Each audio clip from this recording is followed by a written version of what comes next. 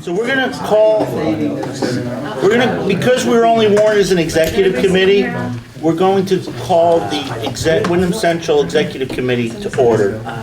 So I believe we have more than enough voters and more than enough boards.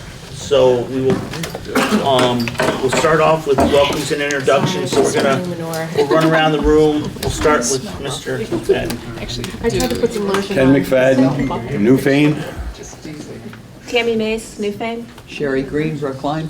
Al Clausen, Townsend. Brett Sanderson, Townsend. Eric Scott, Townsend. Beth McDonald, Wyndham. Lauren Poster, Marlboro. Selena Romo, Marlboro. Dave Sklar, Wardsboro. Rich Werner, Dover. Emily Long, Leland Gray, Newfane. Stephanie Amio, Jamaica. Jennifer Jordan Duque, Jamaica. Howard Iris, Wyndham and Leland and Gray. Stephen John, Superintendent. And we have some, we'll get the public out there too, but good. Steve Dale, consultant. Why don't we start way in the far end? Patty, you can come up to the table. Really? Oh, I didn't know I could. Yeah, no, it's all board members even. Patty Dixon, Leland and Gray from Jamaica. Way in the back corner. Schmidt. Public. Yep.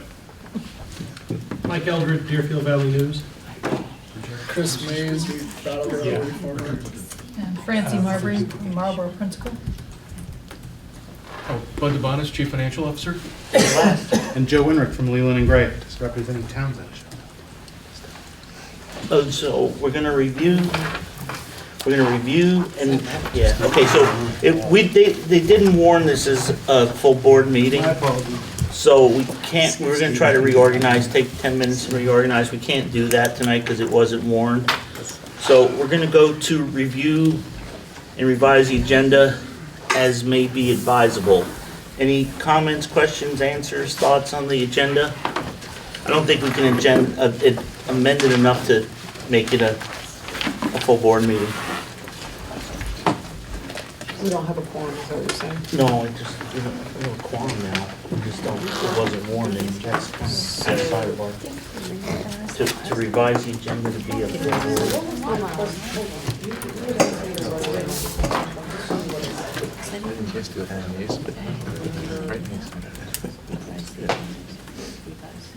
Now we have a quorum and we need to add approval. Morning. Okay, so, yeah, we need to approve the minutes of the previous executive committee meeting, which was held on March. So 29th, I think, is it? has anybody seen those minutes, or enough people seen it to feel comfortable voting on that, or do we need to just put that off too? They've been posted, but. Was the date the 29th, Peter? So. Okay, why don't we make sure that goes on the next agenda, because that can be, the full board can do that also. Any other revisions to the agenda? Okay, hearing none, we will turn the meeting over to Stephen Dale to explore Act 46. Okay, welcome back, everybody.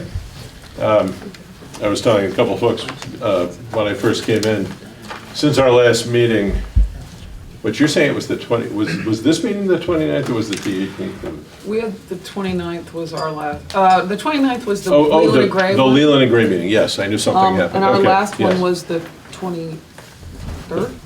We're supposed to have a Or the reorganizational 14th? meeting, The but 14th. we couldn't do it. 14th of March, okay, that's right. Anyway, since that time, I did a little trip with my wife to see all the people that I haven't seen in 20 or 30 years. It's quite an experience, I would recommend it to you. We stayed in 13 different beds over 14 nights, and it's a little nutty, but and you couldn't remember what you said to the person the day before, but it was a great thing. But needless to say, I've spent the last couple of days getting my head back into exactly, where am I? Is this, in Townsend, okay. So tonight, what we'd like to do, it's because it's now been a full month since the last time that you all were together, is to just make sure that we're focused on like where we are in this overall process. We want to do some updates since the last meeting.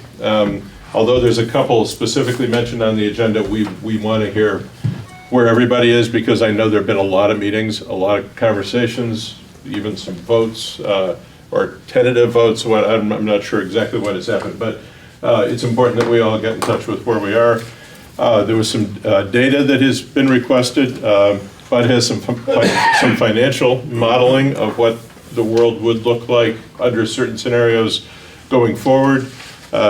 Stephen has some statistics and programmatic data that was requested and we'll share. We then want to go back to the criteria that you originally came up with, just to make sure that we're grounded in what it is this is all about in the first place.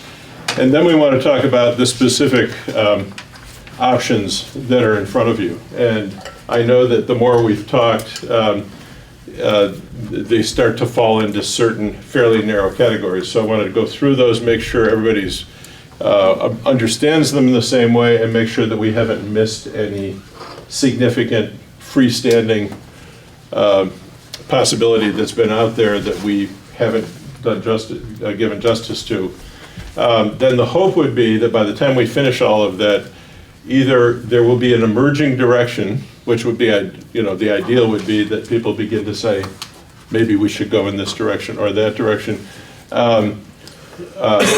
If we get there, more power to us. If not, well, I expect there'll be some movement toward some kind of direction. We will not be taking a final vote of any kind tonight as a committee, unless that sort of emerges naturally, but that's not my expectation, because I think it's important that people see what you've been talking about in writing.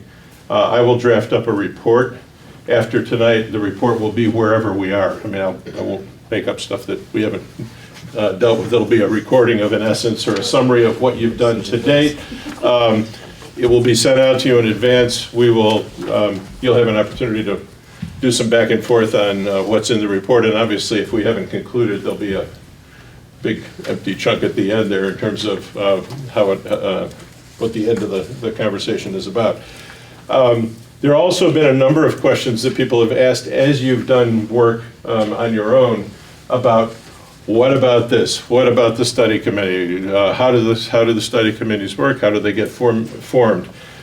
We will go through that in great detail if there's a last conversation about this, because there's specific language that you would need to create study committees. Study committees are created by boards. They are not created by the SU. They're created by either individual boards or by a vote, I'm sorry, not a vote, by a petition from your town that would instruct you to be part of a study committee, or that would choose for your town to be part of a study committee. So I'll go through, I will try to answer any of those kinds of questions tonight, but when we meet in May, we'll spend a lot of time focused on that so that it'll be crystal clear what the next step would be for each board. So with that as a backdrop, the only other thing, I've talked with Rich. Originally, this group was the executive committee of the Wyndham Central Supervisory Union. Obviously, this process has basically been conducted with all board members who come from any of the 6 boards. 6 boards. No. 10, I'm sorry, boards, yes. 10 boards, yes. 13 if you want to count the 2, anyway. Yeah. A lot of boards. All the boards, any boards that come, any board members that come, I gotta remember where I am from day to day,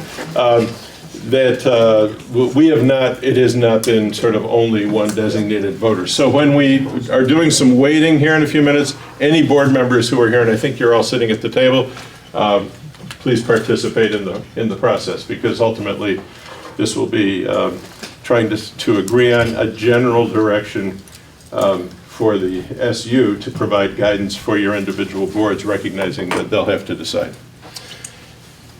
So before we go any further, why don't we do a quick update? Now, I know I was part of the Leland and Gray conversation. I know there have been any number of other conversations. People keep sending me emails from different discussions. So why don't we start with, let's just start with the Leland and Gray meeting that was held a couple weeks ago. Is there anybody who was there for that, or any kind based on other conversations you may have had. Actually, those are two different questions. Could anyone fill in the broader group on what the key points were that came out of the Leland and Gray conversation? Just that this is more by way of updating the people who are here that were not at that meeting. Sherry wasn't here, but otherwise, I Joe think, was. maybe Eric wasn't here. Were you? How many people were not at the Leland and Gray meeting? Let's start there. Yeah. Just a couple? Everybody else was? David, you didn't make- Okay. Does anybody want to make any statement about what took place at that conversation? This room was filled. We had about Thank you. 50 people attending. It seemed that most of the boards were interested in continuing as one entity with the Wyndham Central Supervisory Union as much as possible, and I think what else? There are a couple of boards that have some concerns, about where they've worked to actually already do what they are supposed to do with Act 148 or 146, and also concerns about letting go of their local board. Okay, so there were at least a couple of the boards that expressed concern about a single pre-K to 12 district. There were others that were fairly strong about let's move forward. So there was not a full consensus on the part of that group. I know there's been ongoing conversations since that time. I was just gonna say, we should probably note that that was recorded, just like this one will be, so if people want to see what went on at that meeting, they Yeah. can. Yeah. So Iowa Community record- Television, It was on television? yeah. Yep. See, I'm oblivious to the television. Everything we With do. all due But respect. it is really helpful if people Yes. are unable to make it, that these are recorded. Good, thank you for reminding us of that. Okay, so with that start, let's just go town by town. Anything, and really, you don't have to, this is really, if there's been movement or conversation or an emerging perspective from any particular community, it's just important to put that out on the table so people have a sense of where we are. And if you haven't really had any other conversations, that's fine too. So why don't we start around here, and I know you're Leland and Gray. Yes. So Agreed. you were there at that big meeting, and- okay. So, well, from that big meeting, all I took away was that there didn't seem any plausible reason for the 5 towns of Leland and Gray to merge into one school district. There was no numbers presented, there was nothing to indicate that our students would be better served by one big school board instead of the current setup. Okay. Or Townsend, maybe it's better. way- Jamaica. I'm sorry, So Jamaica. Jamaica's had a number of meetings with various boards, and Jen was at most of those, so I'll let her. Well, each town can report on theirs, yeah. But, our Act 46 committee groups have gotten together several times. We have our meeting still on May 17th with the town, with the public, to share what our findings are with our 4 different options. But our option 1 is the pre-K through 12 single board within the union, and we've met with several of the towns. We've had some great discussions, and I'll let those towns discuss where they are with that. But for us, that looks like at least it's a possible move forward situation. Okay, thanks. Anything different on that, Sophie? Okay. Laura, do you want Can to? I skip to Rich? Sure, that's fine. We met with Wardsboro and Marlboro, and I thought had a great beginning conversation. Our board voted to move forward with becoming a side with someone, so. So that's the Dover board is interested in coming together with someone or ones to create a side-by-side. Let me just skip over to you. Anything more you want to add to that? Pretty much it. We Okay. just felt we wanted to make a statement that, we're ready to move Ready to forward. move. We've been studying it for Tough quite a meetings. while, and yeah, I think it's time to, yeah. Thanks, Rich. So, Emily. real quickly, just follow on what Howie said. I think that there has been and continues to be quite a lot of support for continuing Leland and Gray and the Union School District in some form or another. And I would just say that while Howie's right,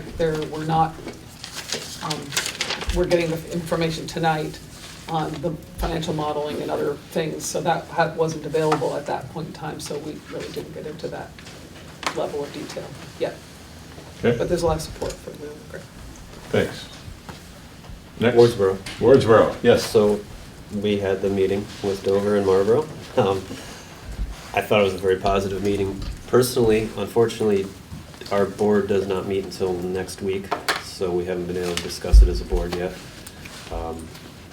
So that's basically where we're at. I think it was a very positive meeting.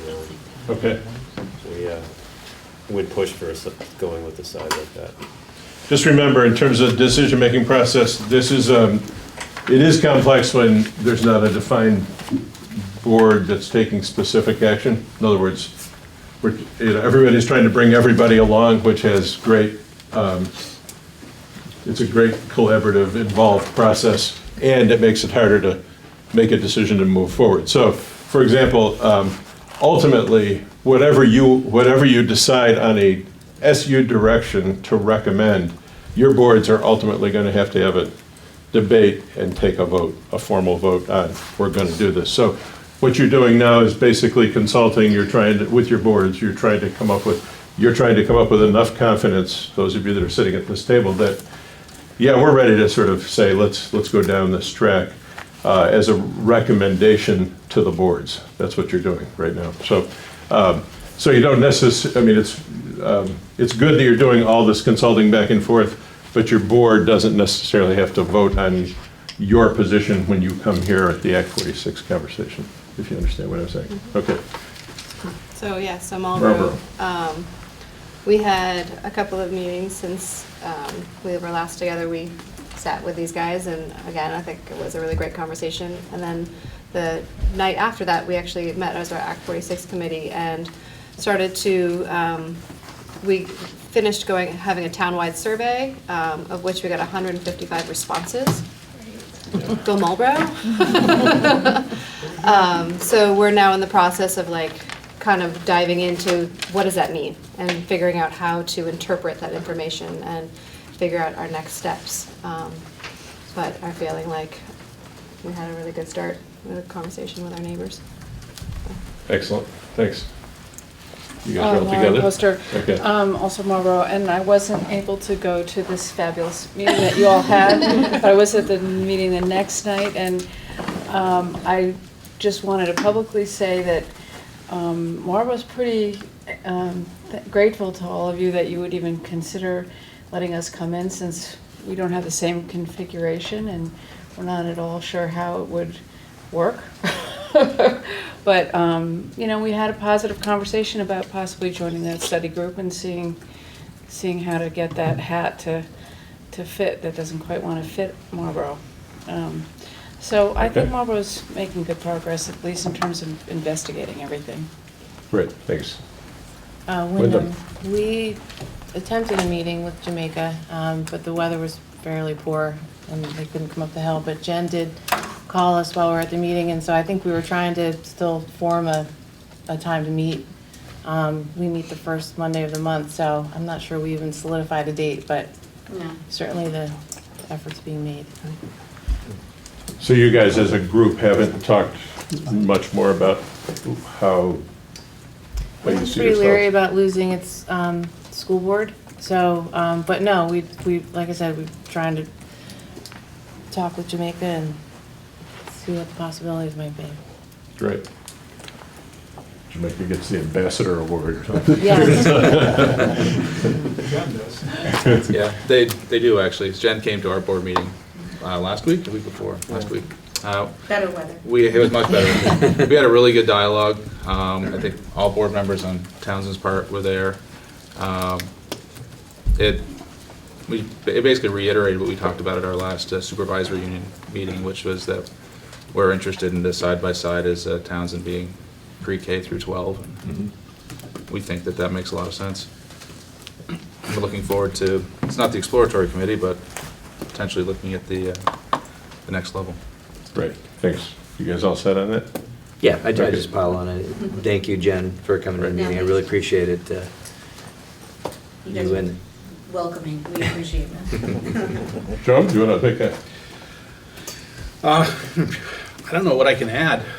You know, the Leland and Gray meeting, I do get a sense that, you know, our member towns are kind of moving in a direction, and we may end up, you know, in a role as the pre-K-12 side of a side-by-side, you know, which would put which seems to, like it would put most of Wyndham Central together, which would be a nice thing. Okay, thanks. Ditto. Anything else, Ted? Okay, all right, over on this side. Go ahead. Oh, Well, I go? wasn't at She the wasn't meeting. at the Oh, meeting. well, you were. You I want was to go at the ahead? meeting. So Jen very graciously came and met with the Newbrook Joint Contract Board. And I think that we had a really good discussion. We agreed to enter into a study with Jamaica. We couldn't commit to a 5-town because, you know, everyone hasn't gotten that far, but we've agreed to look at it. Okay. Ken, anything you want to add to that? Yeah, we had an interesting meeting. It was very interesting. Everyone knows how I feel about the whole thing, and I feel it's gonna inflict Newfane and Brookline poorly. And if there's some safeguards that we can get in there that will keep the work that we've done to keep our cost per pupil down and keep the level of services we have up without impacting our taxpayers and everything, I say, well, let's explore it and take a look. All right, thanks. Did I miss any any comment you want? I don't know if you heard what people were saying. We're just doing a quick, taking the pulse of what's been going on since the last couple of meetings. Okay. I'll listen. Steve, I will say that you know, having met with the other boards and Jamaica, you know, having a chance to look at the financial modeling, I mean, there's a lot of outstanding questions, and everyone feels the same way. You know, that's consistent. It's not that anyone's, you know, said, hell no, or, Right. you know, we just need to look at it and investigate. Well, thanks for doing that, and you're right. So just one other thing to say about this. We are going to look at some data right now. I know some of you, a number of you, have been down along Red Road previously, so you know what that all sort of looks like. The way these processes are set up in statute, this part of the conversation is really about agreeing what road to go down to explore, but there's not until that process is done, there's not a commitment to going forward, and that you found that the last time when you ended up not going all the way down the road, even though you started. So whatever those questions are, some of them need to get answered in the next month. Some of them may not be answered until you're deeply into a much more deep study where you can actually wrestle with the data and your worries about if this happens, then we've got to have a protection for it. All those things are later in the process. Okay, what I thought would make sense to do now would be to shift gears and just get a little bit of data on the table. And Stephen and Bud, I don't know how do you want to start with, Bud? Is that projector on? 'Cause I can't get anything to happen with It's it. blinking. There's a blue light blinking. Blinking, it's not on. It's probably That's needs not to be it. South City. That sounds something. Something went on. Those are your hearing aids. That's it. No, that's something on. Something's on, it's still. Let it warm up. Oh, yeah, no, it's on. There it It's just is. on. It's going to be. No, on. it's on now. It's coming along. It's now solid. There you go. See if I can talk to it. Look at Oh, that. there we go. Leave that remote out. You push a button. Okay, looks like we're gonna use some. So while that's coming up, let me just explain the conversation that we had prior to this, and Bud can explain to you what he's got up here. The question, there's really three things that people have asked to know. When I say people, it's not all of you, it's been various pieces of the conversation. One is, if we did not do anything, and if the state let us not do anything structurally, what would it look like? What will the tax rate look like going out 6 or 7 years? If we maximize incentives of all kinds, all the different branches of incentives, what would our tax rate look like? And the third option is, if we don't take action and the state imposes a structure, what will it look like? Does everybody understand the difference between those three? So the third one is really, if you choose not to do anything, that may not be the end of the story, because the state does have the authority 2 years from now to require you to come together in different ways. So it's trying to look at the potential outcomes of those three outcomes. Yes? Can you read the legend, please? Yes, we will, Can I have a Bud's gonna present it. Can I get a volunteer to press enter and move the? I'm glad to volunteer. Okay. I'll be there. Okay. Just press enter when I tell you to, and we'll move to the next. Rich do it? So you can put. Both ways, pass it both ways. Computer literate. I got one in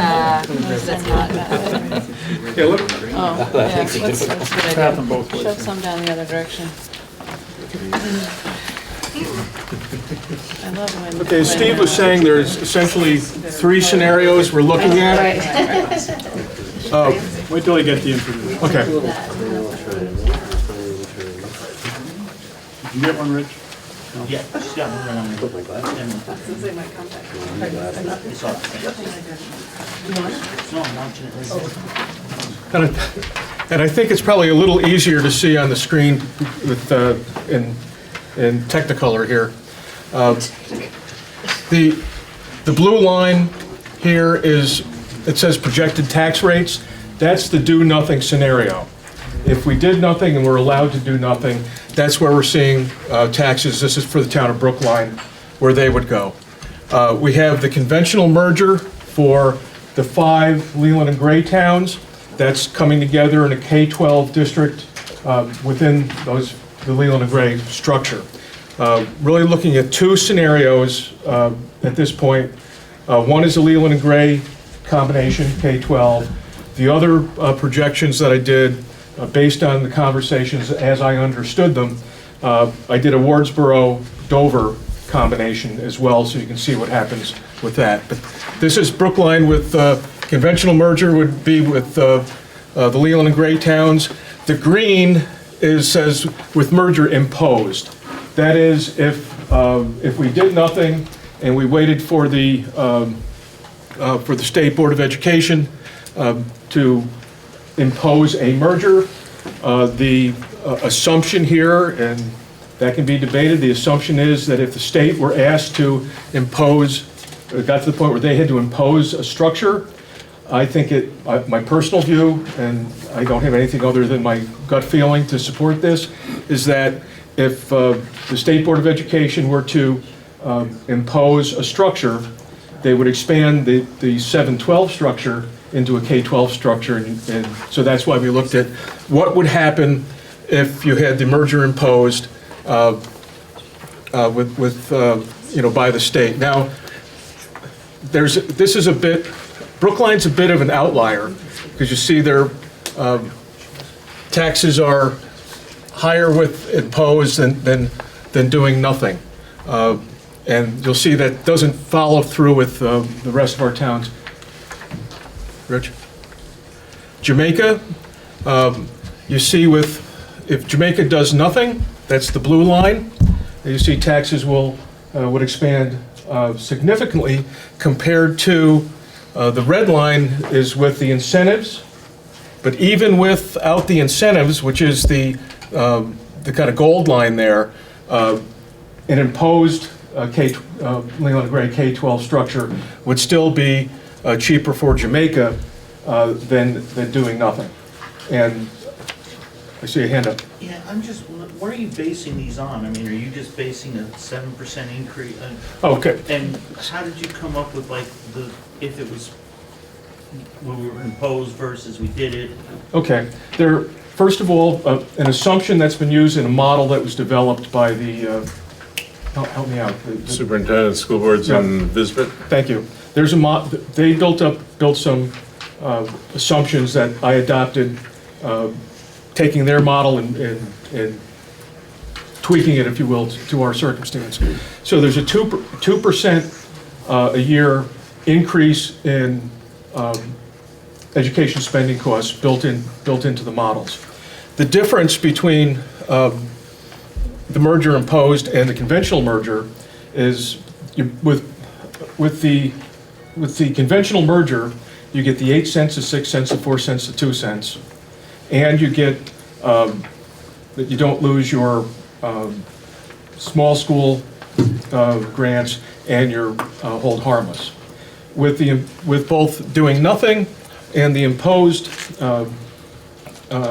merger, you don't get those benefits. So I had to essentially add the small school grant and the impact of hold harmless back into what would be education spending. So that money that was, your small school grant is now part of your education spending. It now would be, because you'd have to substitute for that income. But isn't there one other, the biggest thing is that between the red and the, the blue and the green line is that the budgets would be merged. So all 5 budgets six budgets would be merged. Right, 6 budgets. In this one, both the green line and the red line. And in the red line, you have the buffers to help even, I mean, it really addresses Ken's question, because the worst case scenario for low spenders is to be merged and pick up other people's higher cost per student without any of the benefits. That's what this is designed to show. Yeah. So this merges, you're actually merging budgets in here. So what I did to kind of follow up with So can I follow up though on a question? Sure.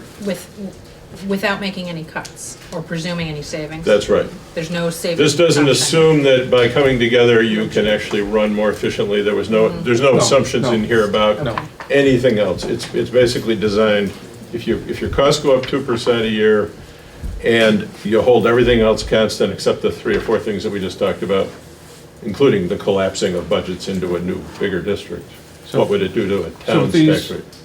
With the 5 towns and Leland and Gray, take the education spending for all of those, lump that together, take your equalized pupil count, lump that together, that gives you your education spending per equalized pupil, which then drives your tax rates.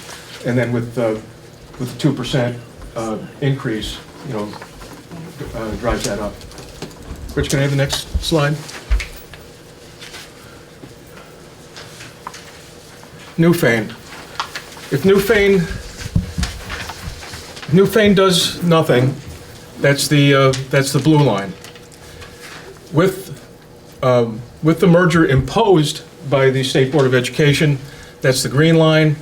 And you'll see that the best scenario in terms of growth of tax rate is the conventional merger. And the difference between the green line and the red line is essentially the 8, 6, 4, and 2, the incentives that go with merging. Now, if the next slide, I think, is Townsend. Now, Newfane and Brookline are low-spending districts. You saw the difference on their lines was not very great. There was still a positive impact to merge, and a positive impact to merge with the incentives. But you see how great the difference is in Townsend. If Townsend were allowed to do nothing, the tax rates would continue on that line, and you see how they come down. Essentially, the green line is a function of, to some extent, Ken, of joining with Brookline and Newfane would drive the Townsend collective cost per pupil lower, so they would benefit more. But again, the best benefit is going with the conventional merger and making use of the incentives. Rich? Wyndham has a line much like or a graph much like Townsend's, a relatively high-spending district, would benefit from coming together and having the per pupil cost generally drop. But you see there's a gap there between merging imposed and a typo and merging with the conventional merger. And the other thing you'll notice with the conventional merger and the merger that's imposed, those lines eventually will come together. You know, if we rode this out another year where there was no incentive, they would for all of them, they would come together. Well, actually not, because you'd have still small schools grants will remain, and the ADM hold harmless will Yeah. remain, so they would still be. But they would get much closer. They would narrow, but But not. only on the red line, you lose them on the green line, right? If you don't Well, have- the green line. They're not in the green line to start with. Yeah, the green line would always be a little bit higher. A little higher than the red line. So if Wyndham is deemed, what's the, geographically isolated, so you're saying that we could still potentially lose that?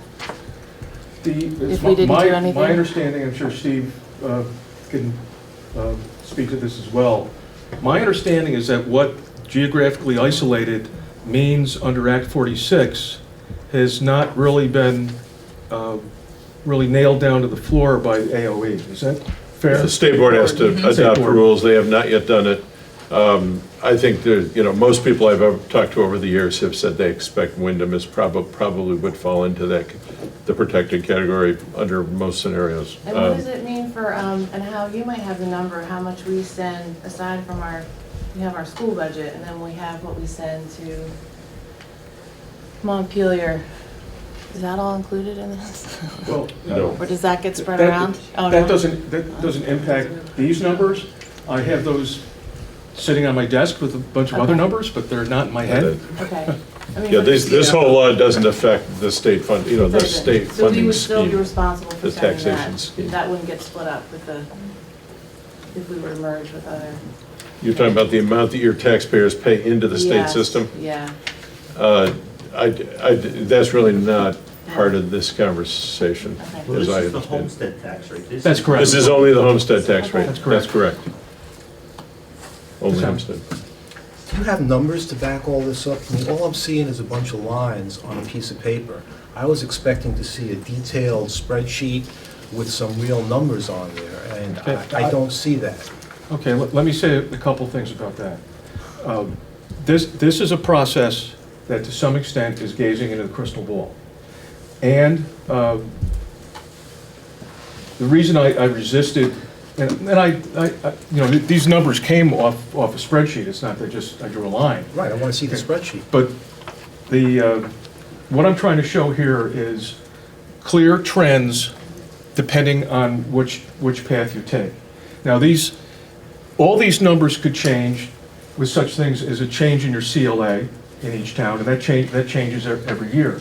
I really don't want to be in a situation where somebody gives me a call wherever I am in 2020 and says, you told me the tax rate would be X in 2020.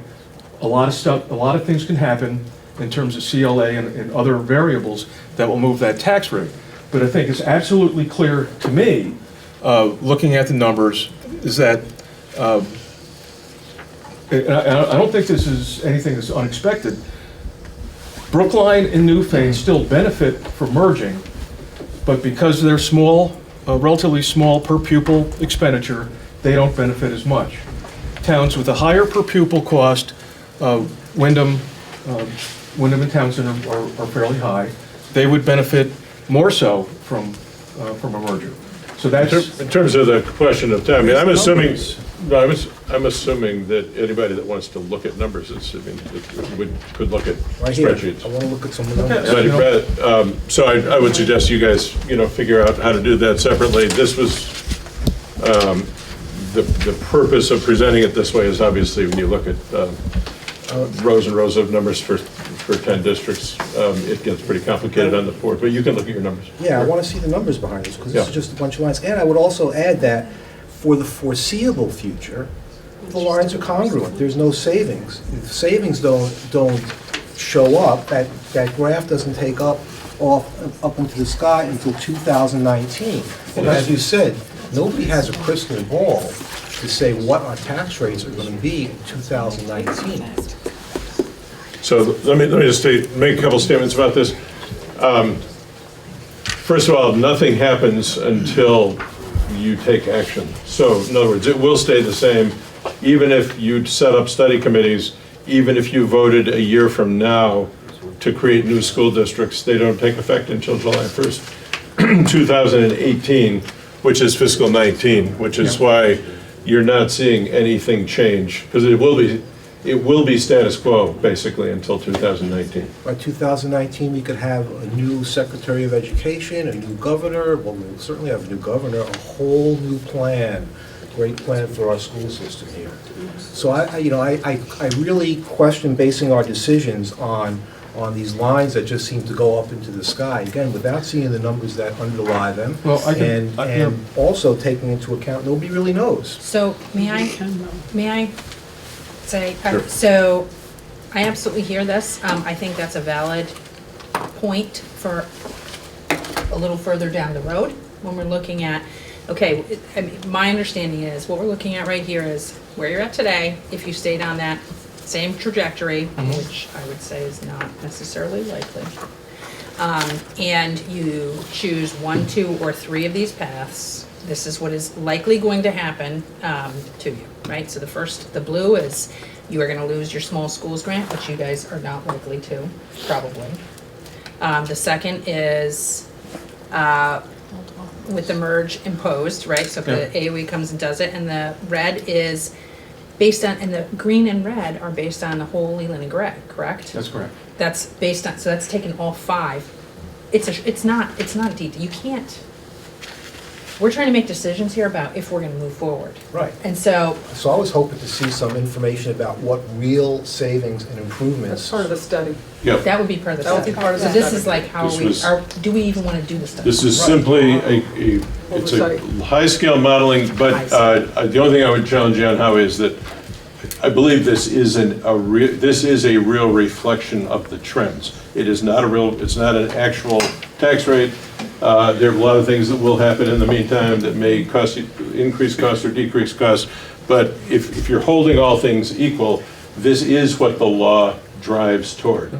If the law changes, nobody can foresee what that looks like, but if the current law stays intact for the next 2 or 3 years, these models will be the direction that you'll go in. I believe that's a fair statement, and you should look at the numbers to satisfy I yourself. have to see the models. Emily, do you want to? I just wanted to add that I just heard today that they're looking at new projections, and these projections are just that. We can't know what's going to happen down the road for sure, but projections for enrollment are continuing to decline now, maybe even through 2030, as opposed to 2025 as well. Statewide. Yes, Yeah. I'm talking statewide, so, Okay. I mean, Yeah, the trend. it's an issue that. The trends and the drivers are what they are. And it's important not to deny them. It's also important to look at the numbers to satisfy yourself. So basically, if 8 children move into Wyndham, that blows that whole thing right off, right? What it does, it blows off the blue line. Yeah.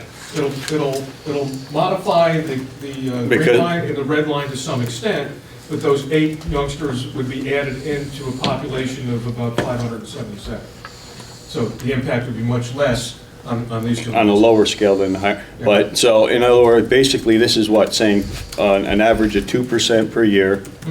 And is this with the population they have now or continuing dropping population? All the models are based on a continuing drop of 2% Of students? of students, yeah. And Which is and what about inflation? Well, inflation's built, the 2%. So you got your 2% down, 2% up. Yeah. That's right. And we struggle with that. I mean, you can. No, I got it. It's. You got to pick a number. Yeah. Right, yeah. And that's right. Well, it's a state model that we're all trying. It's a state model that a lot of people have used to Right. just have this kind of conversation. But It is thank not you. precise, it does not tell you exactly what your tax rate will be, but it should inform the conversation because it is an accurate depiction of trends. Anything else you want to say about this? I've got. Oh, you've got other ones too, so Yep. go ahead. Yeah, why don't you go to the next two? Okay. Dover, And by the way, this, Bud and I had a conversation about this morning.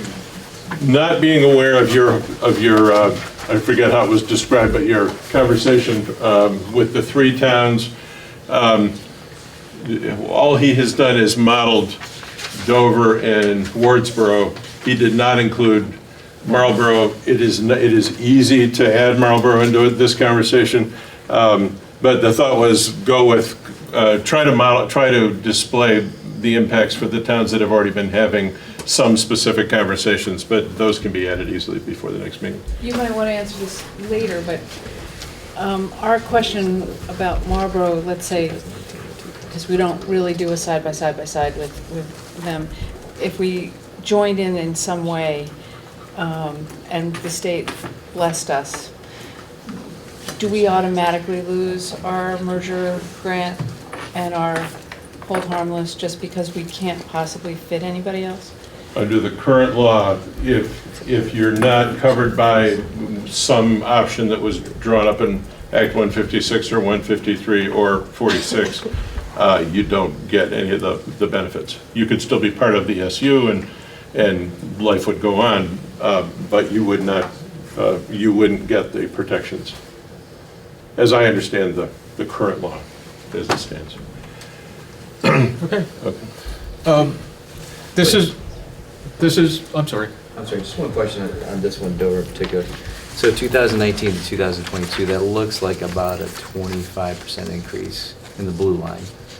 Is that at 2% per year? Or what are we? Well, if you look at the blue line, you've got a 2% a year increase in per pupil spending. You also have the lack of a small school grant, so lack of hold harmless, and you don't have the 8, 6, 4, and 2. So there are a number of things driving this. Well, you see, here you have the divergence because it's the year earlier that it would take effect. Then here you see the divergence. If it was imposed, it'd be a year later. Okay. So how much is the small school grant accounted for? Maybe 2-3% of the budget? No, it's not that large. It's very significant. 70,000 in a 2 million, $2 million. I think it's over 80 now. It's in that low 70s, high 80s ballpark. And Wardsboro has very similar numbers in terms of their grant. Yeah, I would suggest anybody who wants to dig into the numbers, it probably makes sense to have a conversation with Bud about the spreadsheet. The question, I mean, the big question for me for your conversation tonight, because we don't want to consume the time getting too lost in these numbers, is does this accurately reflect the general picture of what you're facing? If it does, you should do some fine tuning if you want to take it to that level. Clearly, when the next level of this in the study committee, you'll actually need much more detailed analysis. Now let me show you the next slide.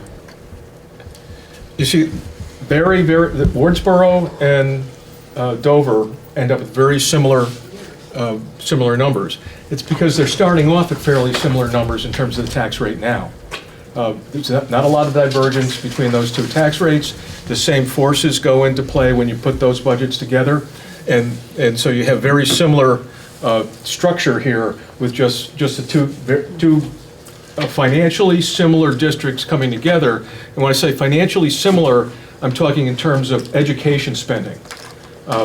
There's total spending and education spending aren't the same thing. And Dover does spend more money than Wardsboro, but the education spending is very, in terms of per student, is very, very close together, which gives you very similar tax rates and very similar trends. If you guys go down to study committee together, whether it's 2 of you or 3 of you or 4 of you, that you'll need to get into that in a lot more detail to understand exactly what it'll do to each individual district. Anything else you want to say on this, because we're going to move on? I think we should move on. The following slides I think we can wait on because they deal with some other questions that came up that really weren't part of this financial analysis. So I think we can stop here. There were some questions about comparison throughout the SU of tax rates and education spending, and there were some questions about how we compare in terms of some of our conditions of buildings and those kinds of things. We can show those later. They're in the packet, but I think for now we can probably. So is there some other slides after this? Because I don't want to cut you short. No, this is, there's this slide, and then the next slides deal with building issues and conditions. Okay. I think that information is in your packets. I don't think we need to spend a lot of time with them. Well, let me just check in with folks. Folks want him to continue through this, or can you pick up that data? Are you aware of that information, or do you want him to go through it all? No, I'm sorry? I think we can move forward. Can you move forward? Okay. Well, I'm just curious, because you have here, Newbrook, it's building issues. Why is it an issue that we installed new heating Well, it's systems? not an issue for you, it's a condition. But it's an issue that we have some other people's buildings need new roofs. Okay, well, we just had a new roof put on 2 years ago. Okay, well, So we're, just throw that in there. And I want to know why our kitchen improvements is in there. because I was looking for something to put on the slide. We will need, when you get into a study committee, you'll need to go into all the things about this condition of property and the whole question of ownership and what happens to indebtedness. There's a lot of things you need to wrestle with if you're talking about coming together in a single district. Was there anything else, or was that the last one? You want to? Should I give you the next? Okay, all right, I think we can. great. But thank you very much.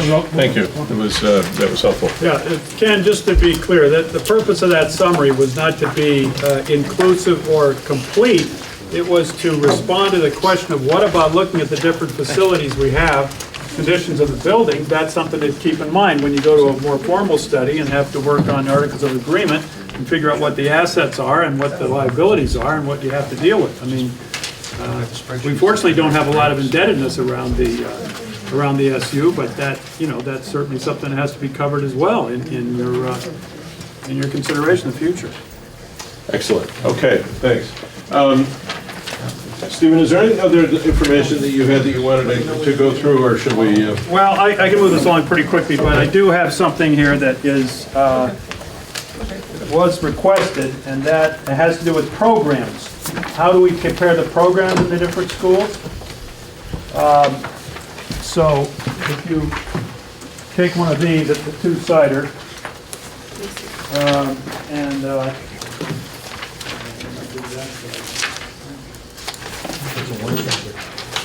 so there's one side that has fine lines, and one side that has fat lines. Which I side make is this fair very to us? basic here. Fat or Hopefully fried? they'll come around to the audience here in a bit. So what this is trying to respond to is the question of program. Now, generally, we can trace programs in each school. It is whether you offer foreign language or whether you have how much counseling or how much PE and all that. Here, a couple for you back here. I can make more later. By the FTE, by what the cost is for the instructor, because this is now just limited to the professionally contracted educators.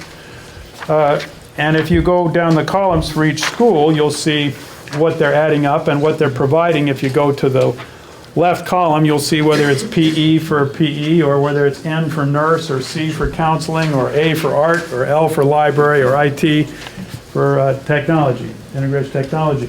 So I think, you can look at this later, because one thing that was asked previously was, well, how do we compare across the SU and these individual schools of what we're offering? Now, keep in mind that any of you as boards may look at this column and say, now, wait a minute. In Dover, for example, we got foreign language, we've got nurse, we've got, okay. The reason it doesn't appear here is because I don't have an awareness of the FTE or the professional. It's a different kind of contract. It's not on that basis. So that's another, the top part is everybody employed by the SU as itinerants. That's the part you all brag about when you meet with your other boards across the state about how much you share, how much you have confidence and ability to share with each other. The bottom is how much you keep to your own, and you contract on your own. So I'll welcome any, not now at this time, but get back to me either through your board chair or directly about some correction on this so we can make this more complete. Because I don't think it's exactly complete, but it does, what is clear on the other side and there isn't any dispute, the least I can find in this data. On the other side of the paper, the fat line, is you'll see what your total FTE is employed. We all know the cost of your providing education for children is primarily personnel, and primarily professional personnel, or licensed educators. And so this is the FTE. It isn't the administrative FTE. It isn't. It's just the FTEs for the instructional side, and then you can see I divided it between those employed by the school and those employed by the SU. And then on the right-hand columns, you'll see that this is the number today that appeared in Power School regarding your enrollment. And the next last column is the student-teacher ratio, and you see it varies quite a bit across the SU. And these are just the elementary schools? Yes, I did not include Leland Gray here. I didn't think that it was a debatable issue. At this point, we can't, I mean, whatever this group decides isn't going to affect, student-teacher ratio at the elementary level. Is this pre-K 12? I mean, pre-K 6 or 8? Well, I have listed in each deal what it covers. So it's different? Oh, okay, I see. I didn't We're not see the that same. column. Yeah. Got it.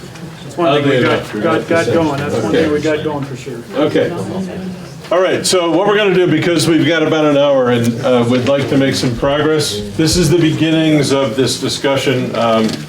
And I know for those of you that really want to dig deep into equality and equity issues, this is a quick flyby, but it is the kind of thing that you need to get into in great depth when you decide to start doing some kind of a detailed study committee. What we did the last meeting, we identified a number of possible criteria that should be considered when thinking about what option you want to choose. You'll see it's in your packet here, I don't even know what page it's on, maybe the third page in or so. It says proposed criteria for assessing structural options. I worked with the laundry list that we came up with. I circulated it the last time. This is a second run at it. And does everybody see this one? It starts with global criteria. So there were a few things that were said that were important to people, but they're not the kind of things you can necessarily hone in on and measure in a precise way. But there was a strong interest that whatever you do should contribute to the overall social and economic well-being of the region. It ought to have it ought to add value to your overall area, socially and economically. The whole issue of contributing to the attractiveness of the area, when people are trying to figure out where they're going to live, they want to live here because, in this region, because there's just a great education system. And global criteria that whatever the option is that you choose, or the guidance that you give your boards, should achieve the educational and financial goals of Act 46, equity, quality, and sustainability. Those are the three goals of the bill itself, and whatever you decide to do, you ought to be able to articulate what those benefits are. And you'll be spending a lot more time than we have in this abbreviated process talking about each of those. There were a couple things that it seemed to me were what I would call absolute screening criteria.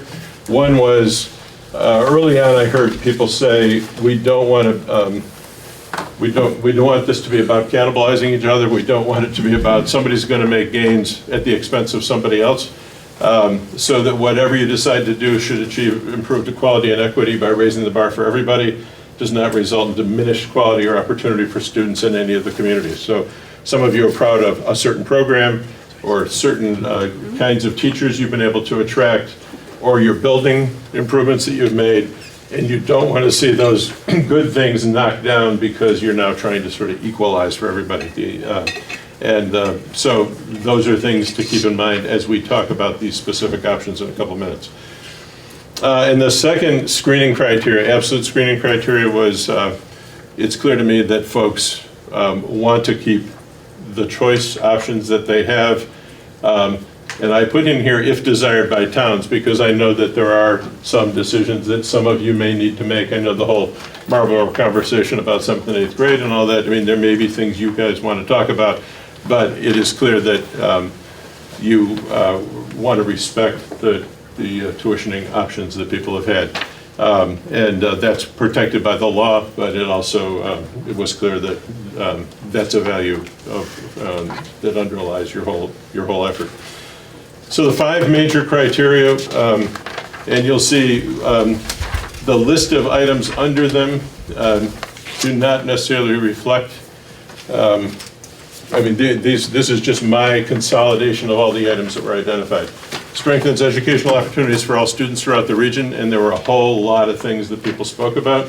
It's clear that that's very important to you all.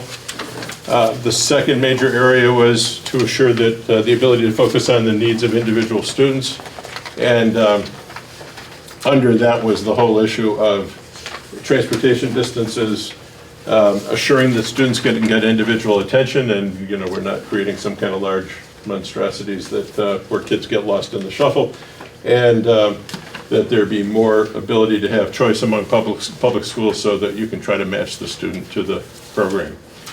The third major category was assuring strong community connections, strong interest in maintaining community engagement in local schools, ability to attract strong school board members, and maintain the culture and identity of particular schools. So there's that whole area, assuring strong community connections.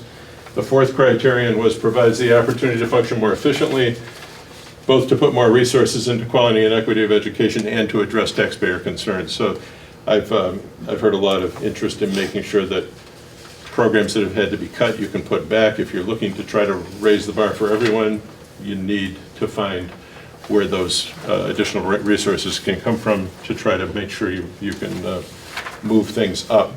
And also, obviously, taxpayers have ongoing interest in what the overall cost of education is. The whole issue of reasonable and sustainable student-teacher ratios has been discussed by this group. And then the fifth criterion is results in incentives for homestead taxpayers. When I asked that question directly at the last meeting, there was not an uproar about it, but there was some interest in putting it in the fact that this is part of the picture and it should be on the list.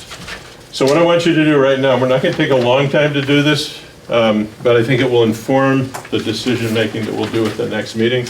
If you could take the sheet on the back that has those 5 criteria and assume you have 100 points of value, you personally, as a board member, have 100 points of value, and distribute your 100 points across those 5 general statements. So in other words, you may say, I don't really care about anything except strong community connections, and I'm going to give them all 100 points. Or you may say, I want to distribute it 20 points for each of the 5 items. This is a way of helping us collectively identify when we come down to actually making some judgments, what are the things that are going to be most heavily weighted when you're making your choices.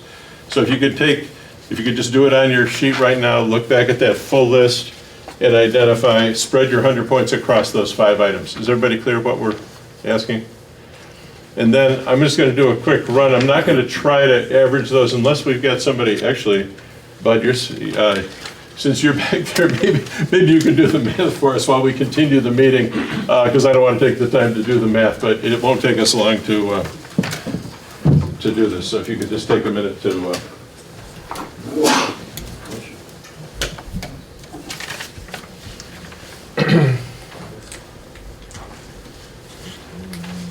So, Bob, what I'm going to do is, after they finish this, I'm going to write these down. What I want to do is just add to a total, add up all these and then average them, that's all. And there's going to be 1, 2, 3, 4, 5, 6, 7, 8, 9, 16, 17, 18, 19, 20. 20 board members, so we'll divide the total by 20 and just see what we are in terms of distribution. And if somebody has the remote for that projector.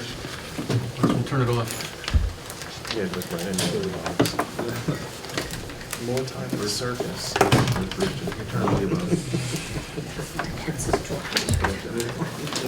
Yeah, that's the hardest. You have to do it up front. Since you're the man to touch, why don't you just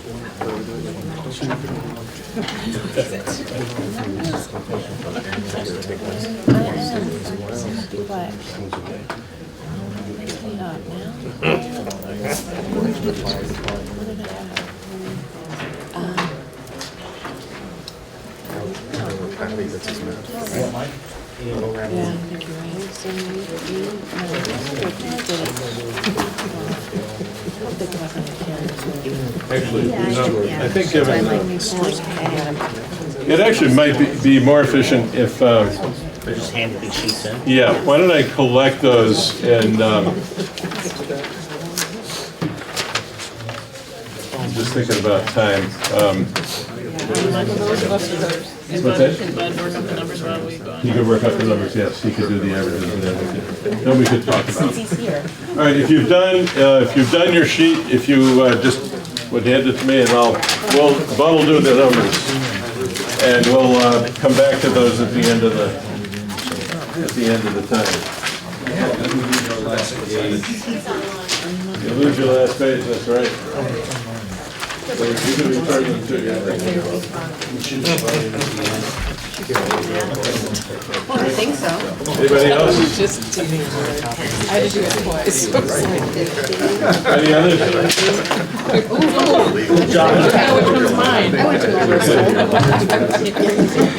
Any others? Do we get them all? One more. Okay. So Bud, here you are. You can just, so all we're looking for is the average for each one of them. Okay, there should be 20 in there.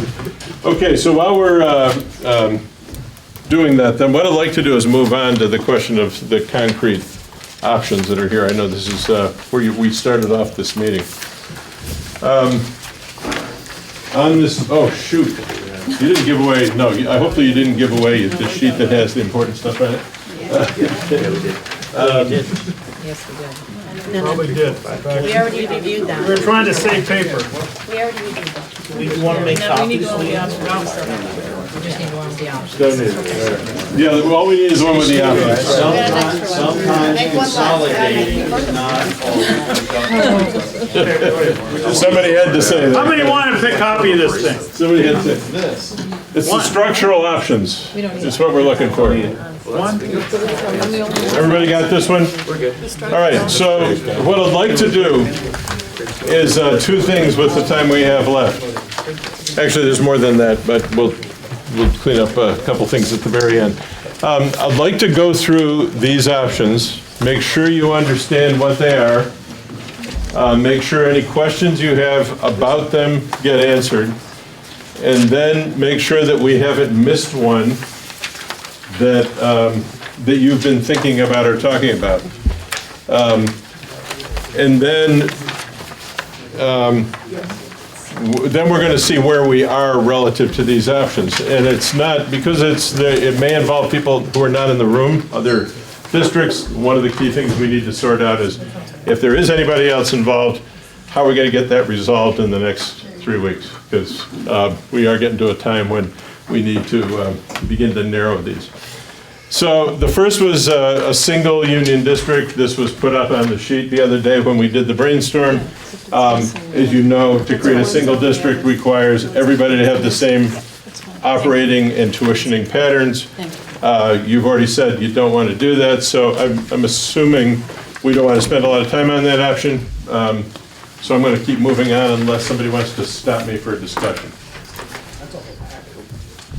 I'm going to jump down to the bottom one, which is, it says 10 districts, because 10 districts is basically saying that we should take the position of self-evaluation meetings and proposal, which is the way it's worded in Act 46.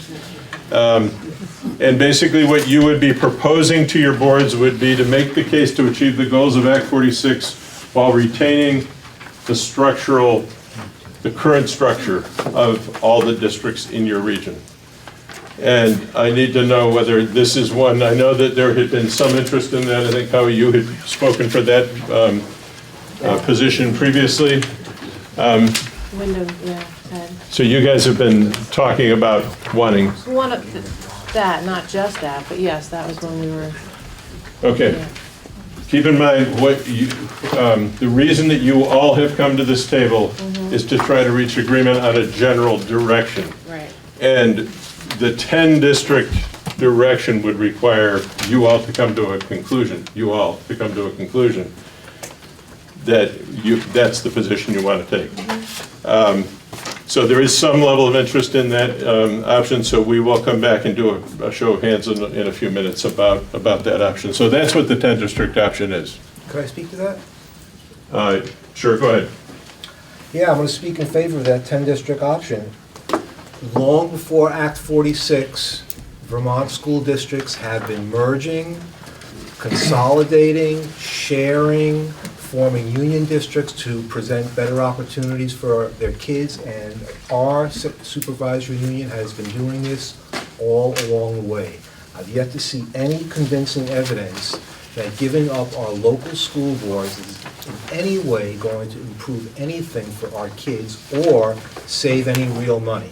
I've seen some lines that go up on a graph trying to forecast what the tax rates are going to be in 2019 with no numbers behind it. But that's tax rates.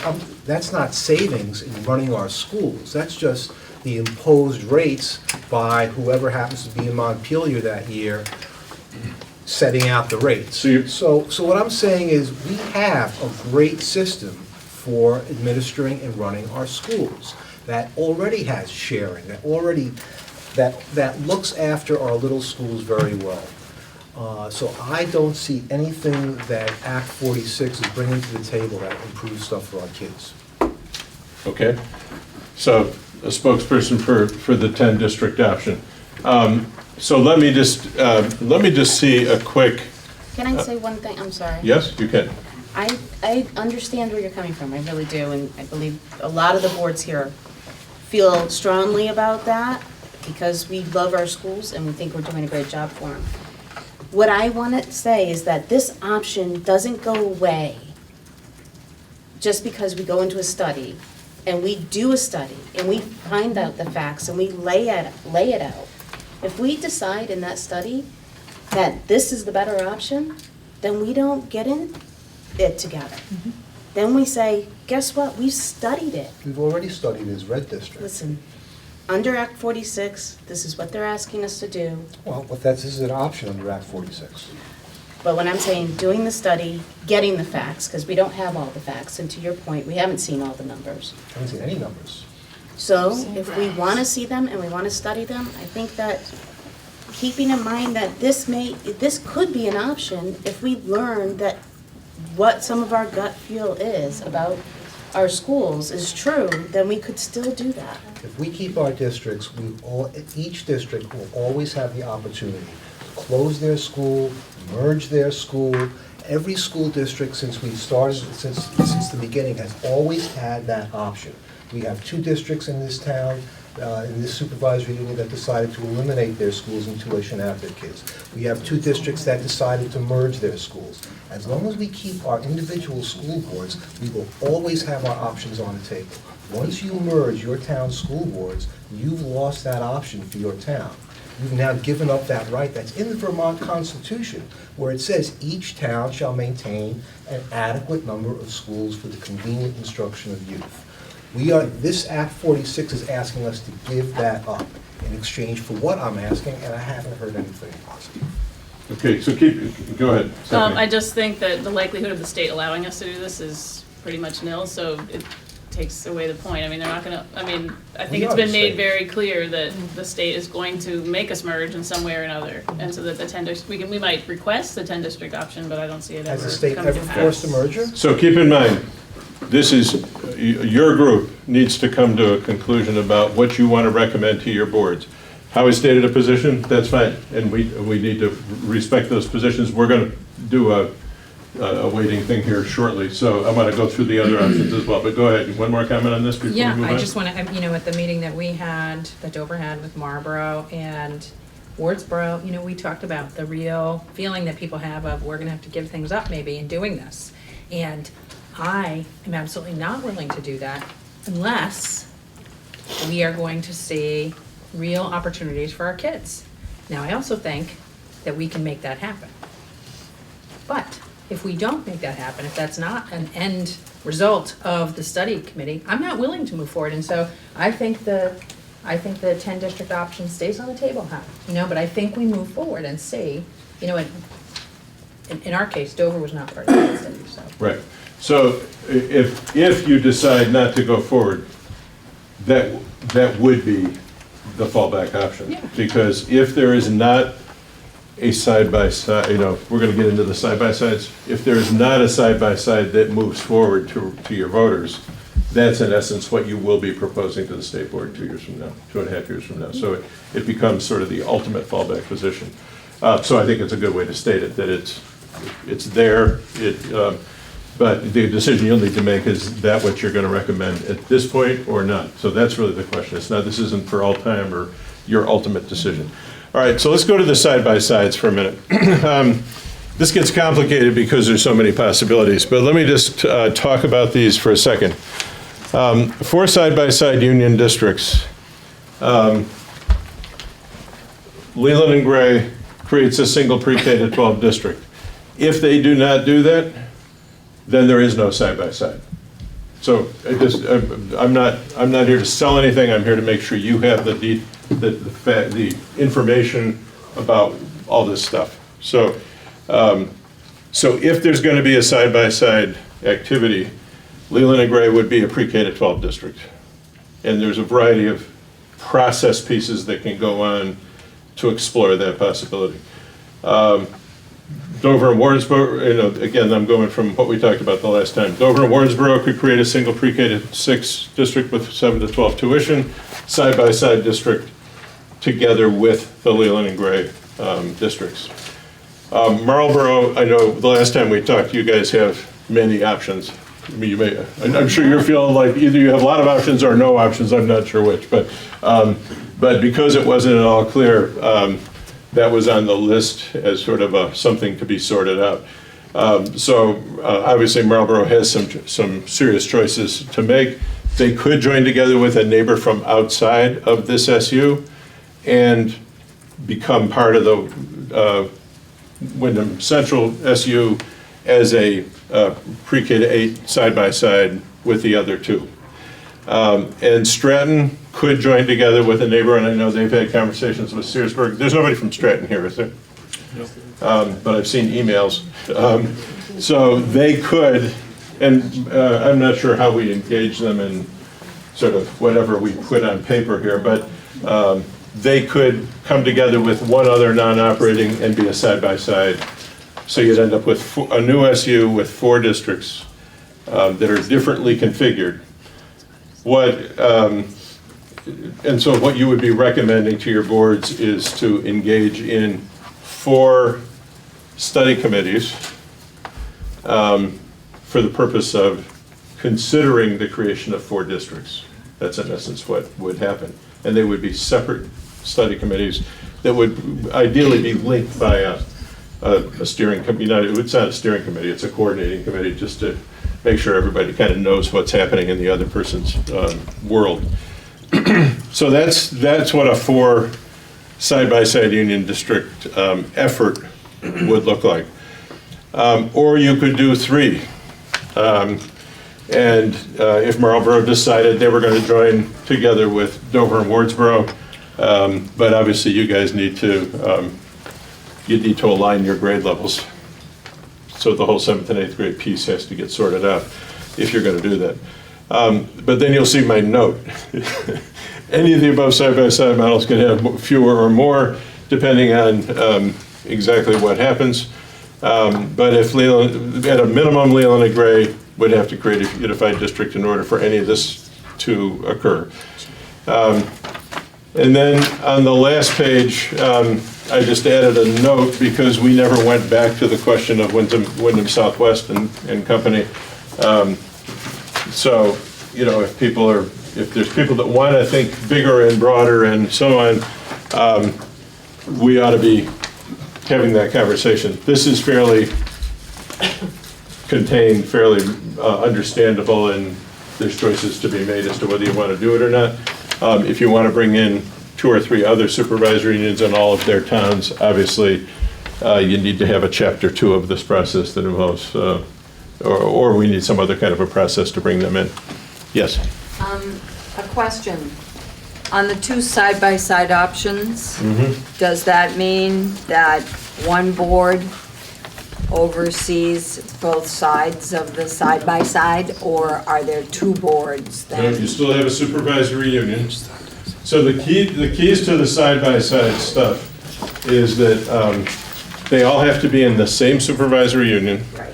And they have to consist of at least 2 districts, which is why the Marlboro challenge came in. So each has to have 2 districts, and one of the districts has to operate pre-K to 12. So those are the criteria for creating side-by-side. And they all have to come into being on the same day. But they are essentially... They're districts. They would be, they'd each have their own board. So if you did the 4, you would have, instead of 10 school boards, or 9, or however many you've got right now, you would have 4 school boards that would be elected from those different groupings of towns, and those 4 school boards would comprise the Wyndham Central Supervisory Union that will continue to try to do all the things that you do now, centrally operated services, coordinate curricular development, sharing of staff, all those things would still continue, but you'd have 4 larger districts instead of 10 small districts. Can you speak to the advantages of that? Stephanie's had it up for a while. Yes, Stephanie. I want to ask a question and possibly make a point about your description of the side-by-side union districts requiring that Leland and Gray create a single pre-K through 12 district. I understand that that's true. But I think the last time and this time when we're talking about it, it sounds as though all 5 towns have to be part of that. And I'm not, as everyone knows, you know, Jamaica is going to have our meeting and a vote to see if whether we still want to continue with that or whether we want to pursue some version of choice. And my understanding is that Leland and Gray could continue as a pre-K-12 district if we were allowed out of that union, and it wouldn't end the Leland and Gray union. It would still be able to continue, and the side-by-side districts could still continue. If, say, for instance, we were then to join with, you know, perhaps the Dover-Wardsboro side-by-side or something like that, which is something that we talked about. So I just want to speak to that and hear if there is something that clearly says, no, it absolutely has to be the 5 towns. I haven't heard that yet. Right. So there's legal answers and there's political Right, I answers and understand the there's, legal you know, part, yes.